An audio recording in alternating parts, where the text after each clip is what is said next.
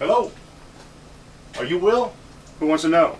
I'm Mike Corbin with Raw Deal. Hey, Mike, how you doing? Fine, and you? Pleasure to meet you. We're here to get your story. Fantastic. Come on, let's go. Well, Will, thanks a lot for having us in your home. Thank you very much, Yeah, Mike. appreciate it. So, why don't you tell us a little bit about yourself? Well, I've been married for 20 years. I have 2 sons. Been lived in this area since about 1985. So, what do you do for a living? I work for a mechanical engineering firm here in Orlando. You've been doing that for a while? Yeah, about 23 years. 23 years? Yes. Wow. So, when did you get started in riding bikes? I rode them as a kid, rode enduros. Got a street bike, early 80s, rode it for several years and been riding ever since.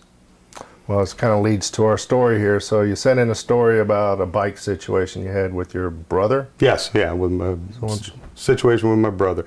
Well, I called him up to wish him a happy birthday in July of '02 and asked him, wishing him a happy birthday and what he got for his birthday. And he said he got a big prize and, big gift, and he bought himself a VTX 1800 motorcycle.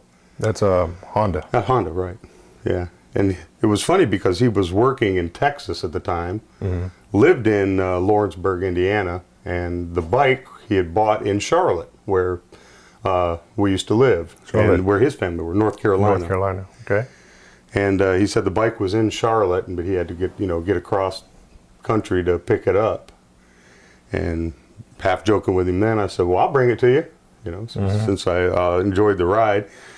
And wished him a happy birthday, and that was basically the end of the conversation. He called me back a little bit later and said that'd be good if I could bring it to him up in Indiana. So this was pretty exciting for you. Yeah, I was elated to be able to take it to him. I thought that would be a lot of fun. Right. So a buddy of mine and I started planning a trip to go up to Charlotte to get it. We were going to trailer his motorcycle, and my son and his girlfriend were going to be the support vehicle drivers while he and I rode across the mountains. And so we put the trip together, got into Charlotte and stayed with a friend, and it was raining after we got the bike, so we weren't able to ride them until we got all the way through Asheville. Yeah, that doesn't make for good driving weather. No, we ended up finally getting them on the ground, though, just outside of Asheville. Okay. And ended up riding through the mountains, which was a beautiful ride up there to get it to him. And he was happy once we got there to finally be reunited with his bike. So kind of describe what happened when you got there. Like, was he happy to see you? Was it? Oh yeah, it was great. It was he was happy to get the bike, and my buddy and I felt like we had accomplished something. And in talking with him and joking with him, I said, "Hey, you can't ride it in Indiana all year long. So, during the bad months up here, I'll take it back to Florida and ride it, and I'll make the payments for you while I got it." So you're just kidding around with him, though? Well, halfway. Halfway kidding. It sounded like a good idea to me. So that's he ended up agreeing to that, and I ended up paying him a couple of months up front. It was $280 a month was the payment, and I gave him a couple payments and brought the bike back. Okay. And kept it down here in Florida, and everything was fine all winter long. I kept mailing him the payments and would call him and tell him I'd added a few additions to the bike, bags and headers and things like that. He didn't have a problem with that? Oh, no. I was added to his bike. Yeah, right. He loved that. So you were doing this for him, or do you think you were doing it for you? Well, I mean, we were both supposed to be using it, the motorcycle, and it was still in the winter down here. So it was, figured it was be both of us when I had to take it back to him for the good riding weather in Indiana. Right. So you mentioned that you were making some payments. Yeah, I would send him up, double the payments up, and send him a check every couple of months and let him make the payment to it. How long did that go on? I started in June of '02, and January of '03 I got an email from him saying that the bike was going to be repossessed. Really? Yeah, and he never called me or phoned me to talk about it, or that he was late or behind in the payments. He just emailed me. So did you try to call him? I tried to call him and ended up talking with his son and trying to get the information from the finance company to find out if I could take over the payments, since I'd been paying for it, to try to find out how far behind it was or any of that. And they wouldn't talk to me since my name wasn't on the loan.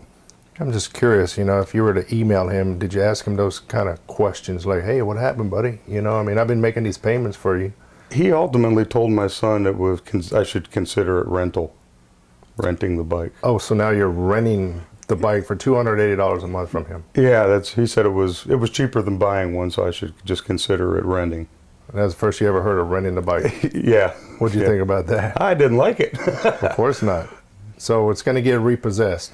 Yeah, he said it was going to be repossessed within a matter of a couple of days, and in an email, he just recommended I give it back.